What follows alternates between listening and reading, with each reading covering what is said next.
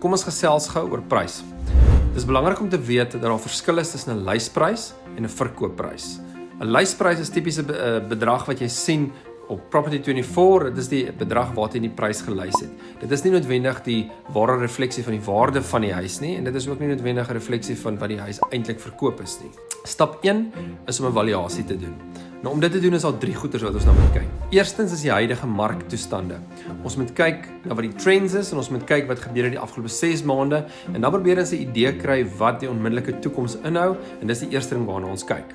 Stap 2 is dan om basies te gaan en te kyk na die verlede. Met ander woorde, ons gebruik sagteware en ons kyk na die aktekantoor se data en ons kan presies sien byvoorbeeld waarvoor huise in jou straat verkoop het en ook in jou onmiddellike area in jou woonbuurt. Sodoende kry ons dan 'n baie goeie idee wat die waarde van jou huis is, gebaseer op historiese data.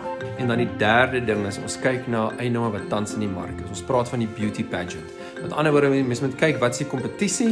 As daar 10 eiendomme is wat identies aan joune is en jy is hoër geprys, dan gaan hierdie eerste 10 waarskynlik verkoop voordat joune verkoop is. So as ons dan basis die 3 goeters weet, ons weet die marktoestande waaronder dit op pad is, ons weet tweedens wat gebeur het in die verlede, met ander woorde waarvoor het eiendomme verkoop in jou area die afgelope 24 maande, 12 maande, 6 maande en dan derdens wat huidigelik op die mark is. Dan het ons 'n idee price range wise wat ons moet na kyk.